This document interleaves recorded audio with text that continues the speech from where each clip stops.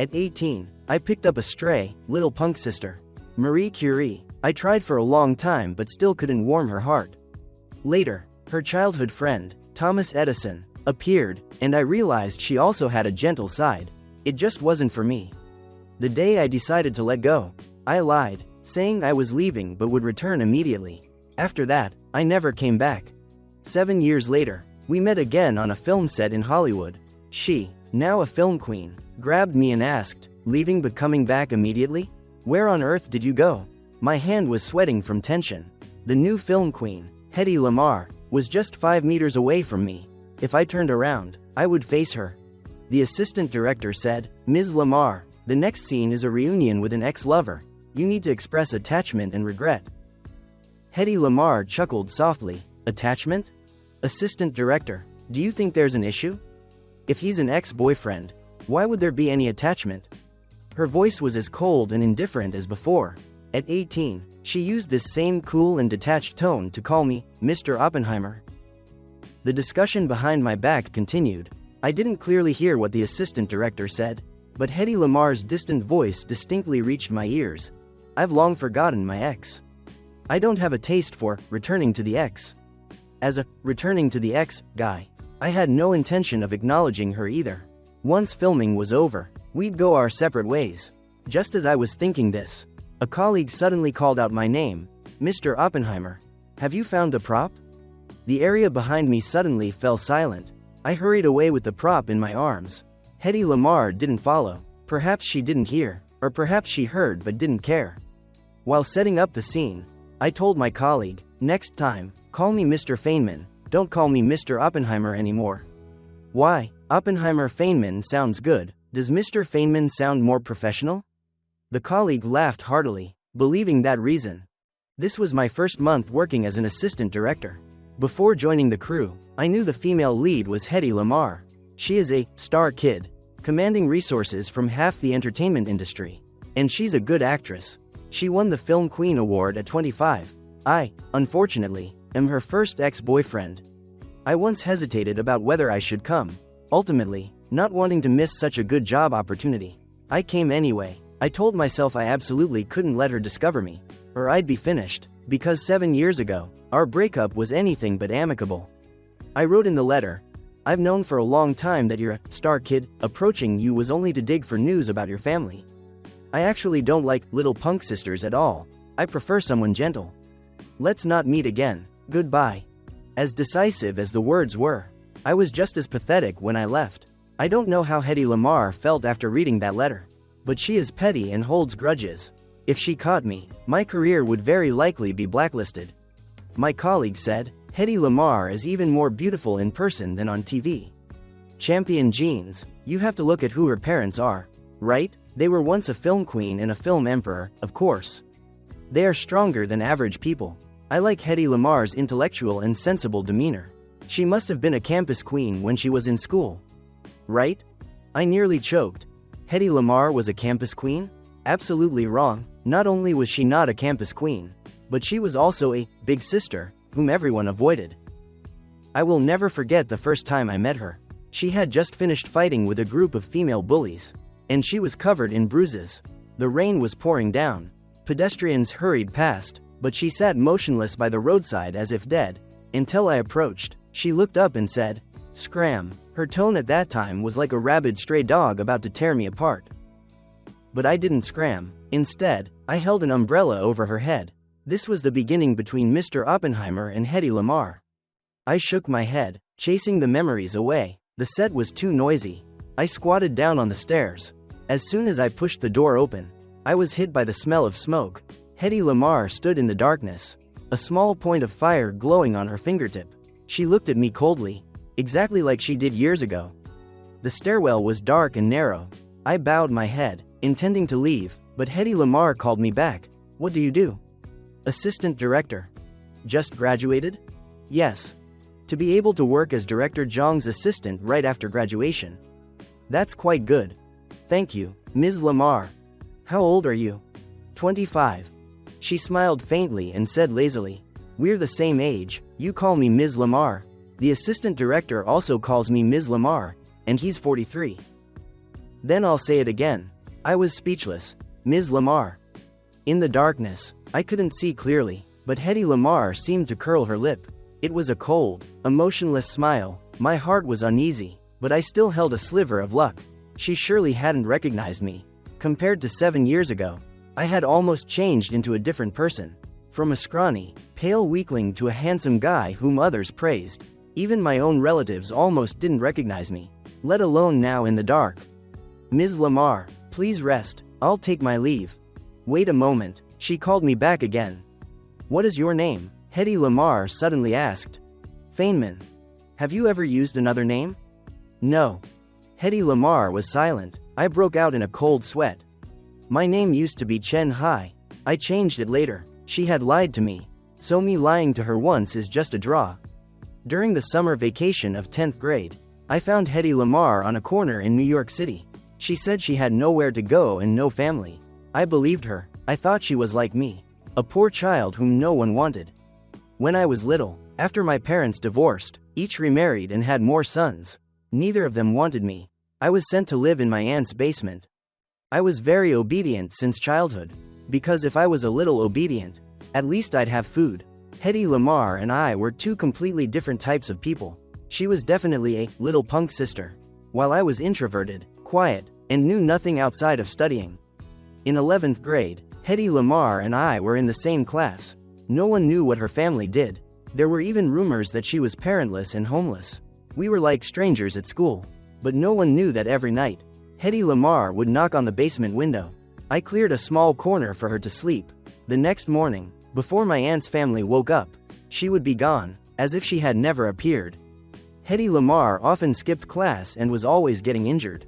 Every time I applied medicine for her, she would say, Chen Hai, be gentler. She called me, Little Hai. Classmate Little Hai. Little Hai was my childhood nickname, given by my late grandmother.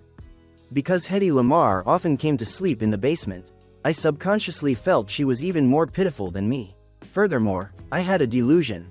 When I forgot to bring my textbook to class and the teacher questioned me, Hedy Lamarr would walk from the back row to the front and throw her book onto my desk. Although I was a boy, I was a late bloomer and quite small. Students from other classes often bullied me. Whenever I was wronged and didn't know how to argue back, Hedy Lamarr would stand in front of me, saying I was the person she protected. I mistakenly thought we were kindred spirits. It wasn't until later that I understood there was absolutely no such thing as being kindred spirits. Hedy Lamarr was a star kid. Her family had countless properties and cars in Beverly Hills. A pair of her shoes could buy me clothes for an entire season. She was only using me to anger her family. When did I discover that? Perhaps on the day Thomas Edison appeared. My thoughts were interrupted. When I returned to the set, a cup of milk tea was placed in my hand. My colleague said Thomas Edison had visited the crew again and bought milk tea for everyone. Look quickly, the rich second generation and the film queen standing together are truly a perfect couple. I looked into the distance. Hedy Lamarr was tilting her head, listening to Thomas Edison talk. Like everyone else, I couldn't take my eyes off that beautiful scene. Suddenly, Hedy Lamarr seemed to sense something and looked toward me. I immediately lowered my head. When I looked up, Hedy Lamarr was no longer looking at me, as if it had just been my illusion. Thomas Edison was still talking. Yan, after filming wraps up, will you go to Paris to see the show with me? His tone was no different from 7 years ago. I couldn't help but let my thoughts wander. 2. In high school, Mr. Oppenheimer and Hedy Lamarr maintained a pure relationship as classmates. It wasn't until the summer vacation after the college entrance exams that we finally held hands, hugged, and had our first kiss. Hedy Lamarr was neither enthusiastic nor did she refuse. She just couldn't utter a single gentle word. But in some aspects, she was a standard girlfriend. For example, she would come when called, and she always saved face for me. Hedy Lamarr never introduced me to her friends. Once, I went to a pool hall in Las Vegas to surprise her.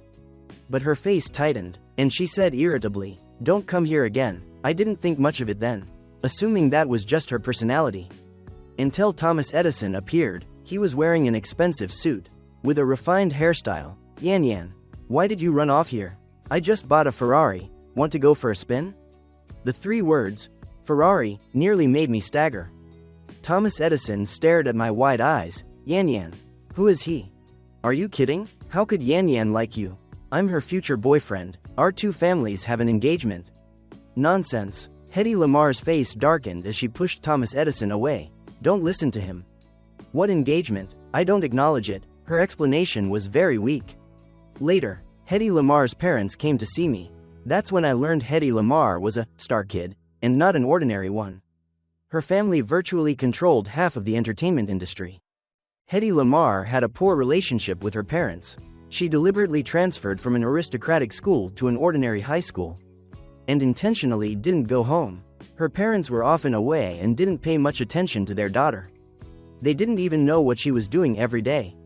At the end of that conversation, her father said to me, "Little Chen, perhaps you don't know, although Hedy Lamarr is a girl, she's very rebellious. Her being with you is intentional, to provoke us, not because she genuinely likes you. She's done this sort of thing quite a few times before. If you don't believe me, you can observe how she treats Thomas Edison. She likes Thomas Edison, it's just that the two children grew up together.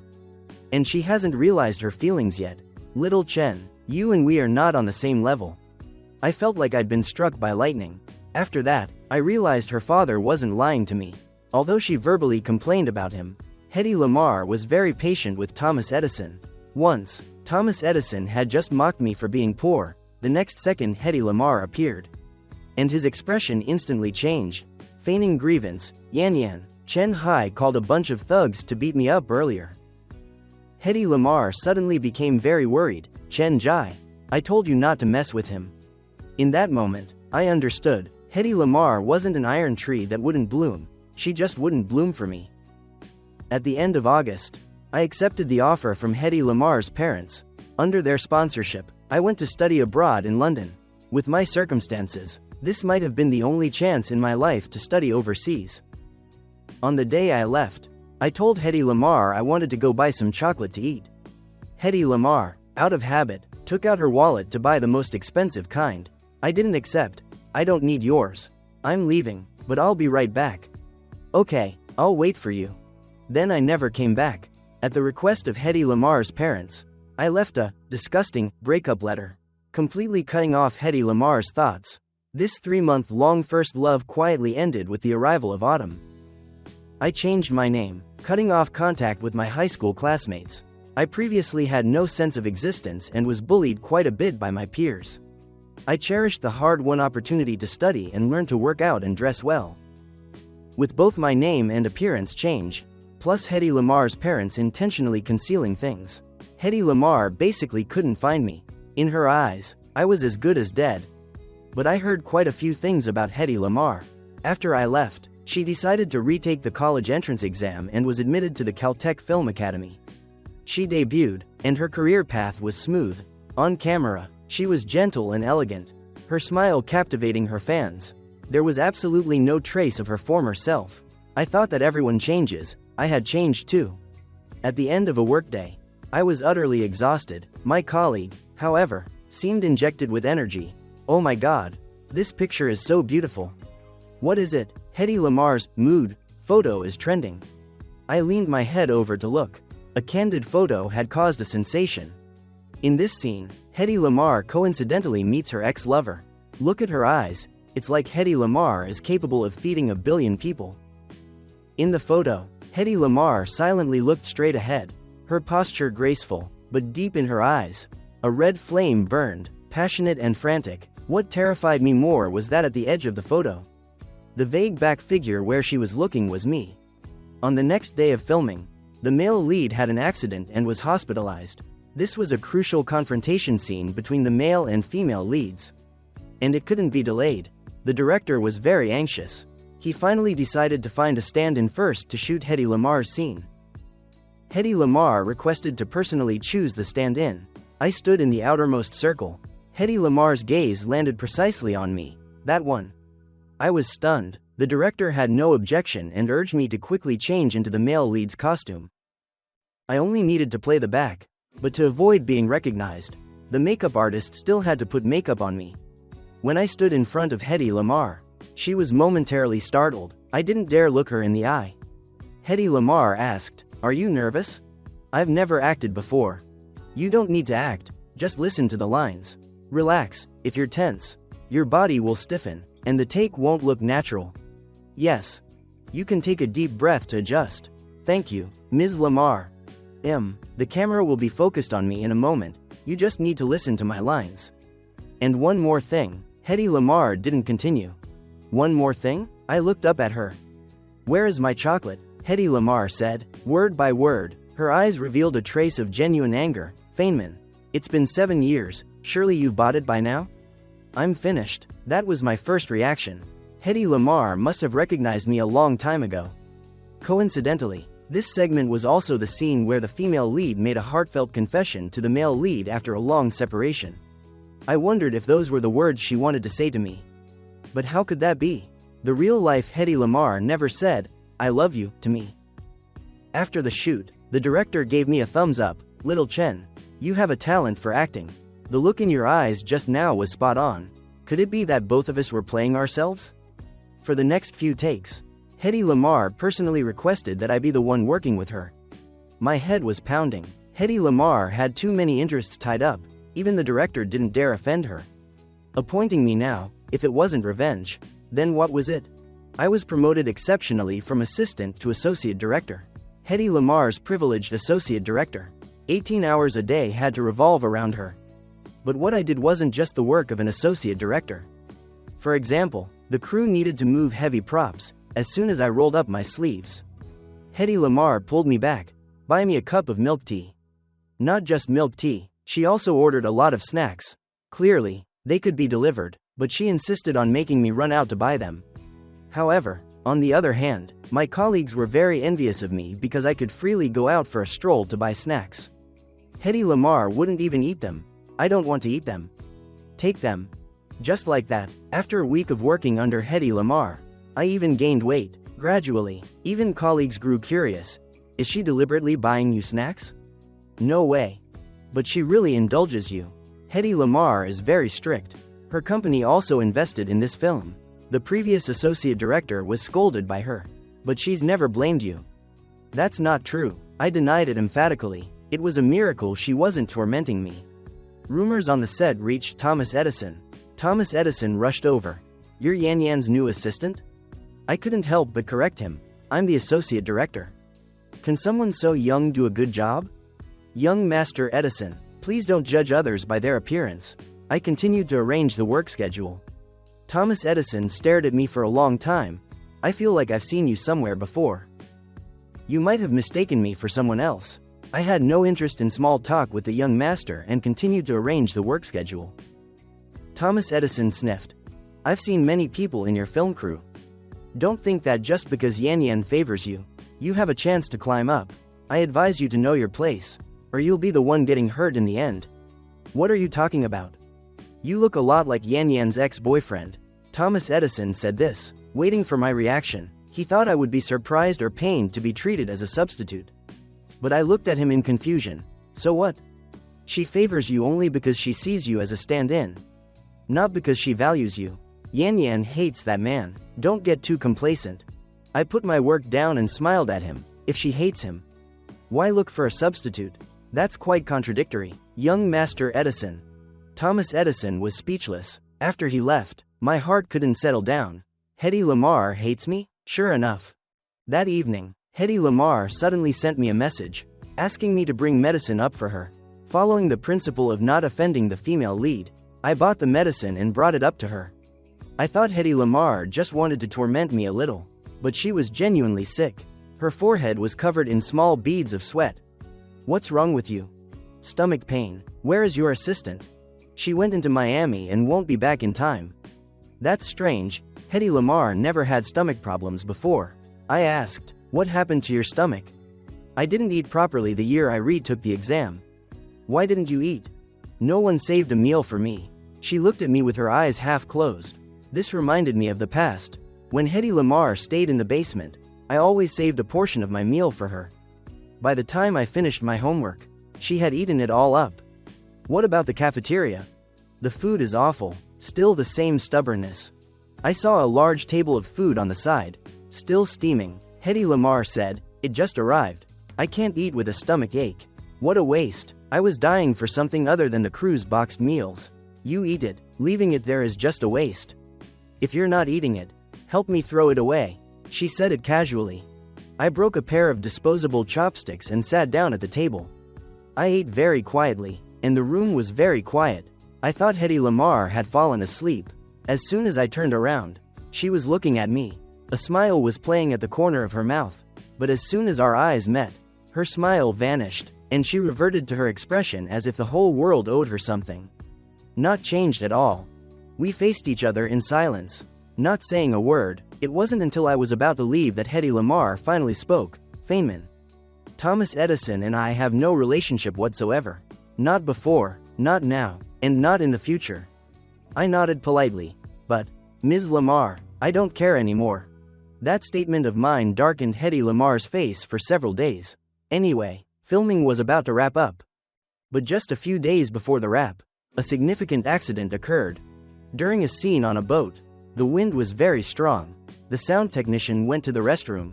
I took over his job, standing at the edge of the boat, holding the microphone boom, which was longer than I was tall. I was slightly off balance and stumbled. A strong gust of wind hit me. I couldn't keep my footing and fell off the boat. Below was a lake, and I couldn't swim. In the chaos, I heard an urgent cry, Feynman. Hedy Lamarr also jumped straight down. She held onto me tightly, as if she would never let go again. After that, I don't remember anything. I woke up in an unfamiliar room in San Diego. On the bedside table was a handwritten note. This is my house. Not far from the filming location. I've requested a few days off for you. Rest first. If you need to change clothes, there are newly bought men's clothes in the dressing room. Check it out yourself. It must have been Hedy Lamarr. Many actors have homes near the filming area. Hedy Lamarr was no exception. I used to read gossip news saying she lived here most of the time. The house was very clean. I stepped into the dressing room. A black umbrella was the first thing that caught my eye. It was the same umbrella I had held over Hedy Lamarr many years ago. It was very old, and the quality wasn't good, but it was placed in the most central position in the dressing room. I suddenly remembered that rainy day. I used this umbrella to shield her from the wind and heavy rain. Hedy Lamarr kept trying to chase me away. I don't know where I found the courage, but I pulled up her sleeve and checked her wounds. She was about to curse but held back. Luckily, you don't need to go to the hospital. I put the umbrella in her hand. You wait here, I'm going to buy medicine. I'll be back fast. Get lost quickly. She was very annoyed. 10 minutes later, I returned, having bought medicine and food. The rain had soaked me through. She silently watched me. Since that day, Hedy Lamarr never spoke another harsh word to me. I only learned later that she was actually very shocked that day. No one who had ever left her life had ever come back. I was the first. The memory ended. I found the men's clothes and slowly changed. Before I had finished putting on my shirt, the dressing room door suddenly opened. Hedy Lamarr and I stood face to face. It was a bit awkward. Hedy Lamarr hastily backed away. Are you finished changing? Why weren't you making any sound? I thought you had left again. I said, don't be aggressive. Hedy Lamarr froze. Her assertive demeanor completely dissolved. That phrase used to be very effective. Whenever Hedy Lamarr lost her temper, I would ask, in a not too harsh, not too gentle tone, don't be aggressive. She would immediately back down. I didn't expect it to still work now. I continued, I haven't even blamed you yet. Why didn't you knock on the dressing room door? I didn't know you were in there. Her face flushed crimson. I didn't see anything. Honestly, if you're upset, I can apologize to you. I'm sorry. I had noticed before that although Hedy Lamarr was stubborn and strong-willed, she was surprisingly innocent about certain things. It's nothing, I blurted out without thinking. It's not like you haven't seen it before. As soon as I said it, I realized it was wrong. Sure enough, Hedy Lamarr pursed her lips, and her face flushed from her cheeks down to her neck. I changed the subject. You don't have any scenes today? Finished filming. I'm going to cook some porridge. You should take your medicine later. Because of falling into the water, I had a slight cold. When Hedy Lamarr brought the porridge, she was still wearing an apron. I couldn't help but look a few more times. You look very gentle wearing an apron. What did you say? I said thank you. Hedy Lamarr's eyes lit up, as if she had been praised, but her tone was still bossy. Eat all the porridge, don't waste it. What else do you want to eat? I'll reluctantly make it for you. You don't need to trouble yourself, just do your own thing. I don't have a scene tomorrow morning, so I won't go back to the crew tonight. You mean you'll sleep here? I hesitated. Yes, I'll move to the guest room. The guest room doesn't have an extra bed.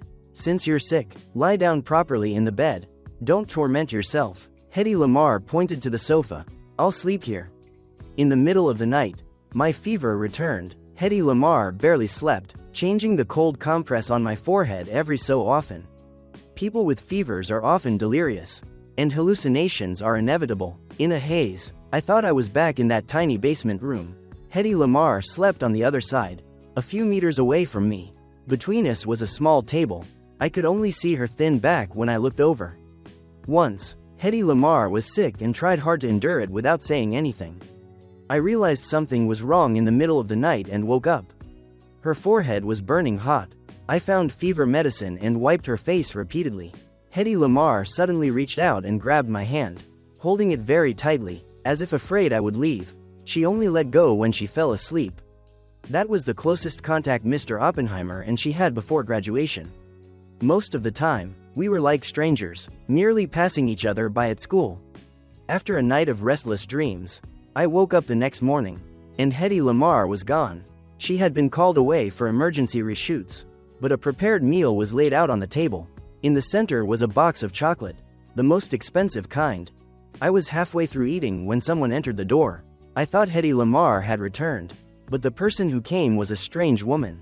I had an impression it was Hedy Lamarr's manager, who was also her close friend.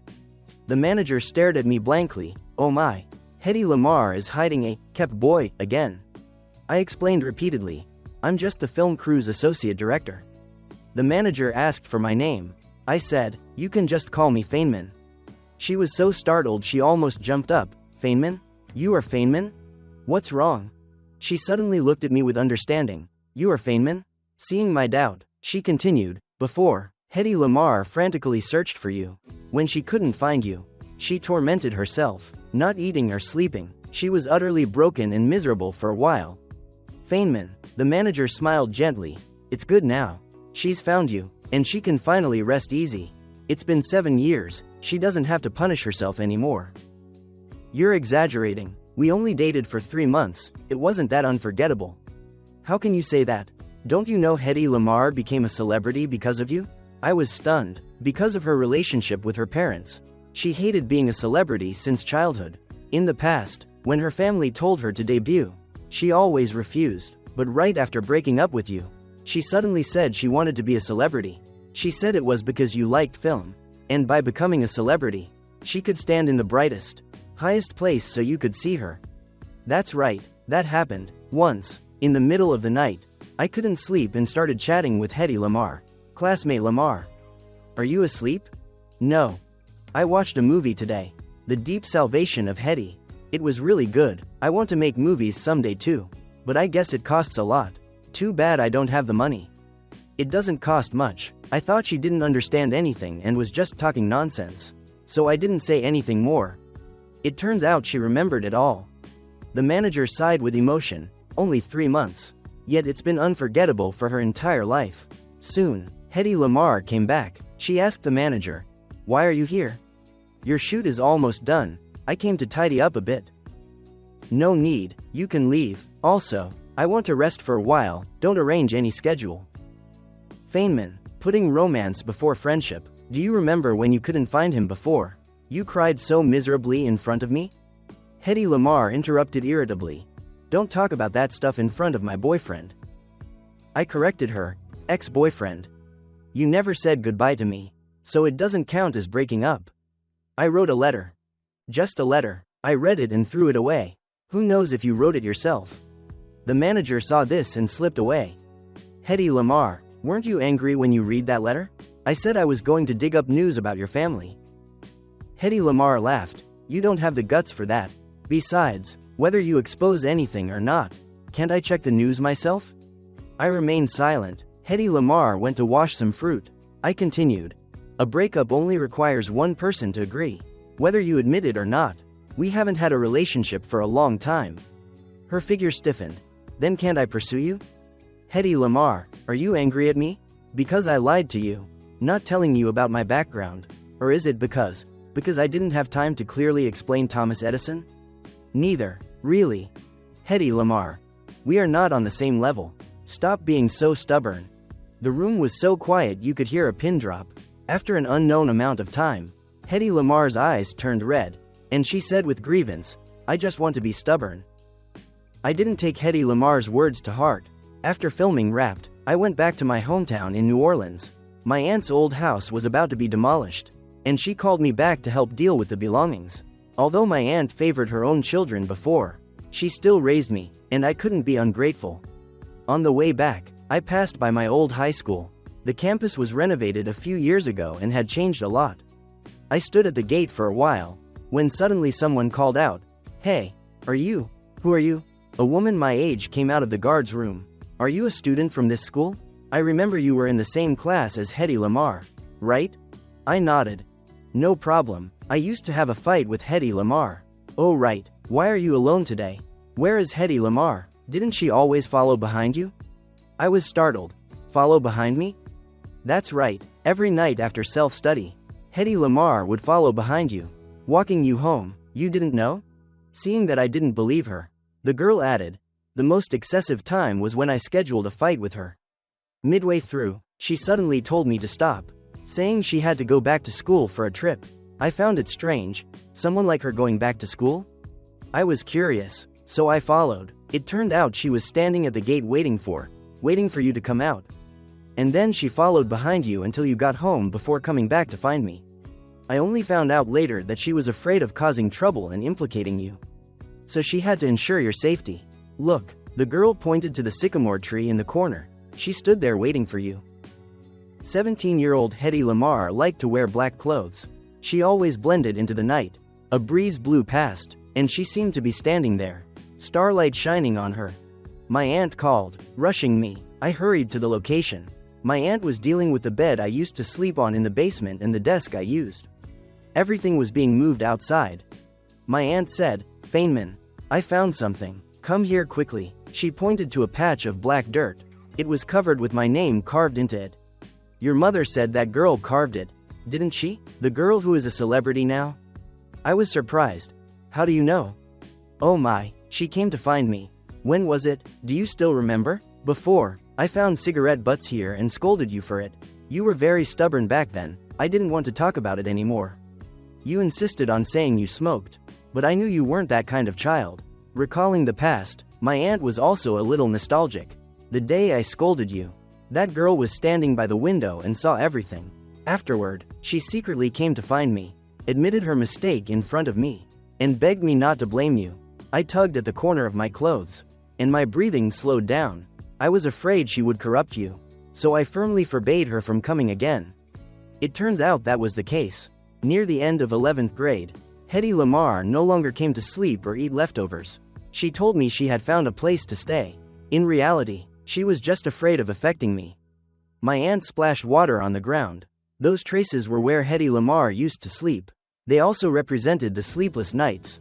Hedy Lamarr was silent, but she had called my name in her heart thousands, tens of thousands of times. One day before the demolition, I once again walked from the school gate to my aunt's house in New Orleans. This familiar road was covered by dense sycamore trees. Walking to the end of the road, I saw the small basement window. As if by telepathy, I turned around. Hedy Lamarr was standing across the street, wearing a mask. 20 minutes later, we sat down at the familiar old diner. After filming wrapped, I hadn't answered her calls. I didn't expect her to find me anyway. Next to the diner was the old pool hall. I looked at the people going in and out and suddenly wanted an answer. Hedy Lamarr, I came to find you here that summer vacation. You were so annoyed back then and chased me away. Did you know I was very sad? Hedy Lamarr looked slightly flustered. I wasn't annoyed. Feynman, I was just scared and worried then. Scared of what? That pool hall wasn't a good place. The people I met that day weren't good people either. Those girls always wanted to plot against me. When you appeared, I was truly afraid. I was afraid you would be noticed by them. Hedy Lamarr frowned, carefully recalling. I'm sorry. Feynman, I was too stressed, which caused you a profound misunderstanding. Just then, the owner called our number. I told Hedy Lamarr to grab a bottle of water on her way back. While she was gone, I was surrounded by a group of women. "Hey handsome, give us your WeChat. Was that your girlfriend just now? Why is she wearing a mask even when eating? Is she sick?" I looked at them coldly. Scram. What a temper. Do you know we are locals in this area? The leading girl reached out to touch me. The next second, she cried out in pain. I nearly twisted her wrist. Damn it. Hit him for me.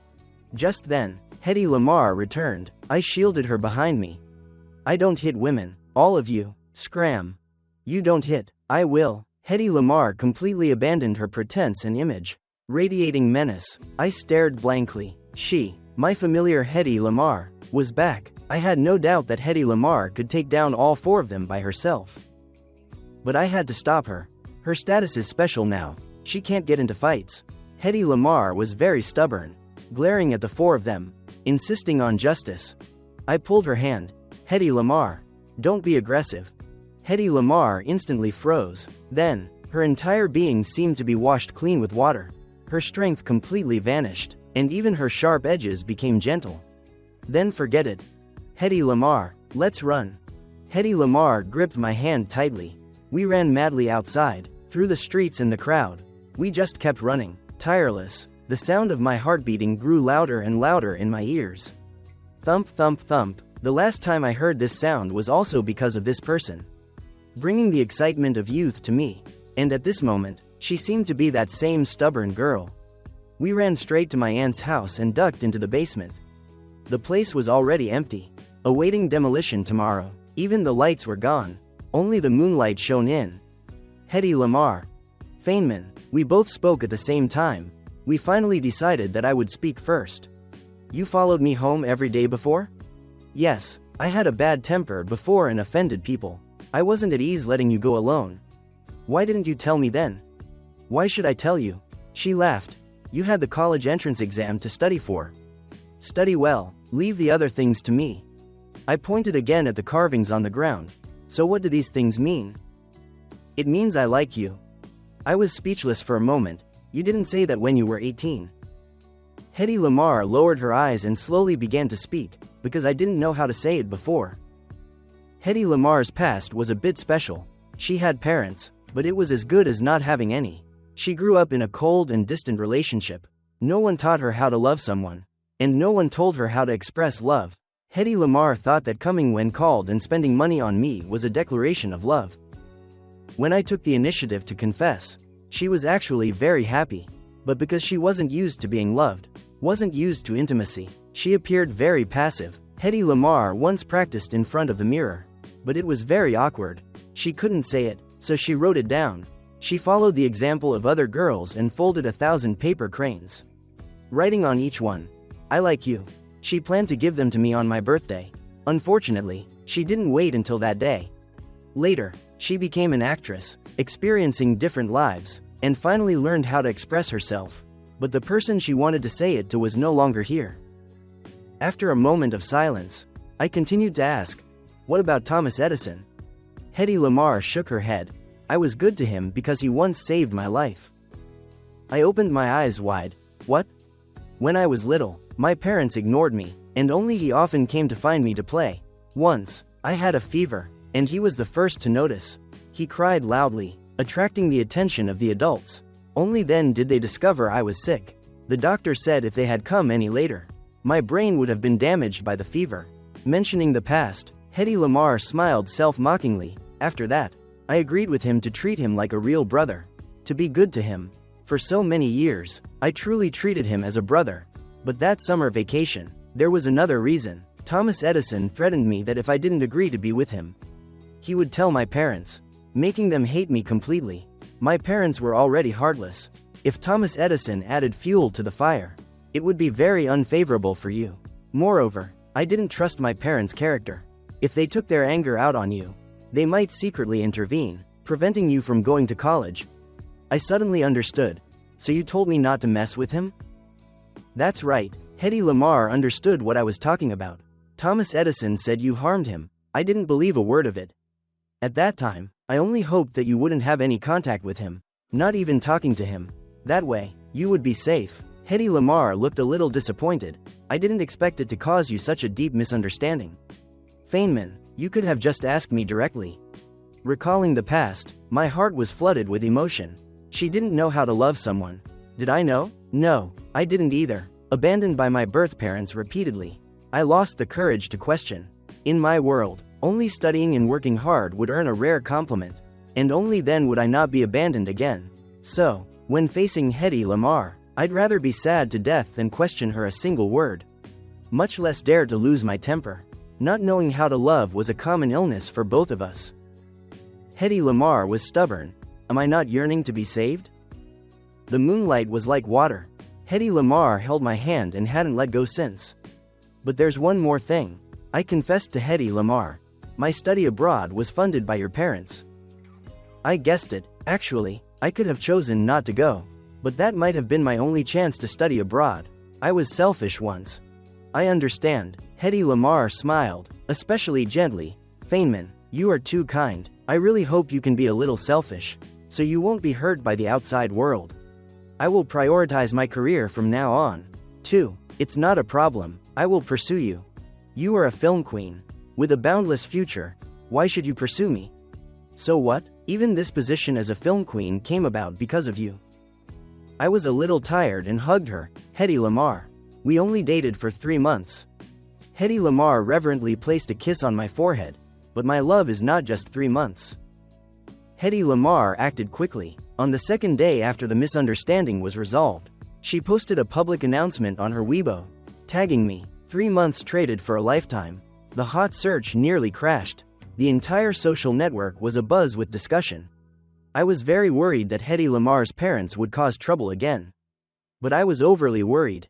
Hedy Lamarr was 25 years old. What if her parents disagreed?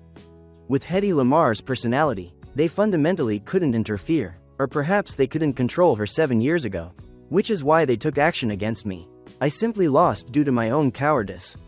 After Hedy Lamarr went public, one more person ended up on the hot search, Thomas Edison. That day, Thomas Edison aggressively sought me out. I knew your face looked familiar. So you're Chen Hai? Yes, so what? Break up with Yan Yan immediately. I'm the one who is engaged to her. I opened my mouth, wanting to speak, but hesitated. Hedy Lamarr arrived and stood right behind Thomas Edison. Thomas Edison was still provoking me. Have you seen the public opinion online? Everyone is calling you a gigolo, a leech. You are ruining the relationship between Hedy Lamarr and me. If you don't want to lose your job, break up with her and give her back to me. What relationship is there between you and me? Why don't I know about it? Hedy Lamarr spoke coldly. Thomas Edison hurried. Yan Yan, how did this poor wretch bewitch you again? Watch your language. Hedy Lamarr slammed the table, her voice full of threat. Thomas Edison's expression wasn't good. You said you would treat me like a brother. Why are you losing your temper with me so easily? I have done my utmost to be good to you. A brother should not harbor other delusions of status. Otherwise, we can't even be friends. Thomas Edison had never been spoken to like that. He was so angry his face turned pale. Hedy Lamarr. You must be scared, right? I'm going to hold a press conference. You guys wait and see. His leech status can't be erased. First, the engagement between you and me has no documentary proof whatsoever. It was an adult joke, which I have publicly denied multiple times. Hedy Lamarr narrowed her eyes. Second, if you dare to hold it, don't blame me for showing no mercy. Thomas Edison was furious, but this poor wretch fundamentally isn't worthy of you. Hedy Lamarr suddenly looked at him with pity, always with the word, poor wretch. Thomas Edison, have you truly ever loved someone? Of course, I like you. No, you don't like me. Hedy Lamarr interrupted him. Suppose I didn't have the Lamarr name. Didn't have celebrity parents. Suppose I was just a little punk sister who smoked and fought. Would you still like me? Thomas Edison was stunned, seemingly never having considered this issue. Suppose on a rainy day, you saw me like that sitting by the roadside, would you hold an umbrella over me? You wouldn't. You would only secretly curse me as a hoodlum. You like my status, not who I am. You can't even accept that I was once a little punk sister. Hedy Lamarr pulled me away. When I turned back, Thomas Edison was still standing frozen in place. He seemed to have just been taught a profound lesson. Heavily shaken, I don't know if he understood yet. But a week later, I heard that Thomas Edison's press conference was still on schedule. Hedy Lamarr had no power to stop the press conference, but she had prepared many things to deal with the upcoming crisis. Except the press conference was not what we expected. Thomas Edison appeared exquisitely dressed in front of the cameras. His face was haggard. "Today, I want to announce something. Hedy Lamarr and I do not have an engagement relationship." The entire hall erupted in chatter. Everyone had come for juicy gossip, like the film queen having an affair. Hedy Lamarr and I grew up together because of a cooperation between our two families. But she sees me as a brother, and I only see her as a sister. The engagement rumors are just nonsense gossip. Neither of us admits it, and the parents on both sides were just joking, so it doesn't count. I have never liked Hedy Lamarr, and she feels the same. I hope everyone stops exaggerating false information. As for Feynman, Thomas Edison paused for 2 beats, then said seriously, "Feynman is Hedy Lamarr's first love. I once judged others by their appearance, and I feel regretful toward him." Public opinion was chaotic. Netizens dug up Thomas Edison's past arrogant remarks and discussed them heatedly. But fortunately, everything Hedy Lamarr prepared was unnecessary. I found it strange. Why did he suddenly change his tune? Hedy Lamarr giggled. If he didn't change, the two families couldn't even cooperate in the future. Hedy Lamarr is now the most influential person in her family. The family company is also in her hands. Thomas Edison had no choice but to bow his head for the sake of cooperation interests. 6 months later, Hedy Lamarr's father became ill and could no longer work. Her mother also cancelled most of her schedule, staying home to take care of him. Conversely, Hedy Lamarr's career became increasingly smooth, giving her great power. The adults could no longer interfere with any of her decisions. After her awakening, Hedy Lamarr seemed to transform into a different person. Whatever she lacked before, she now wanted to make up for. Half of her Weibo posts are about me. She also mentions me on TV shows. I used to be a bad girl. My boyfriend pulled me out of the darkness and showed me a glimmer of light. But there are also after effects. Whenever she can't find me, Hedy Lamarr worries, afraid I will leave again. Sometimes she wakes up in the middle of the night and holds me tight. Not letting go. Feynman. Feynman. The cold film queen in the eyes of outsiders is very fond of clinging to me. She calls my name over and over, reminding me of the deep characters carved into the ground. In the spring of my 27th year, Feynman and Hedy Lamarr visited our old school together. Youth is like the 4 seasons, it constantly repeats. There are always young people, and there are always people confused by newfound feelings. Outside our classroom that year stood a large sycamore tree. I asked Hedy Lamarr, 7 years, what if I hadn't come back? You would have come back. Are you so sure? You came back on that day of heavy rain. So, I believe you would come back this time, too. You are the only person who has ever left and returned in my life. Now we stood under the classroom window again. Hedy Lamarr stood on tiptoes and kissed me. Feynman, I love you. In high school, I picked up a stray, little punk sister. Today is the 10th year since I picked her up, and it is also the first day we registered our marriage in Washington, D.C. If someone asks me later what the most beautiful love letter I have ever received is, I will say, it was the innocent look in her eyes after school. It was the nights spent accompanying each other. It was a series of silent, deeply carved characters, wishing you and me happiness.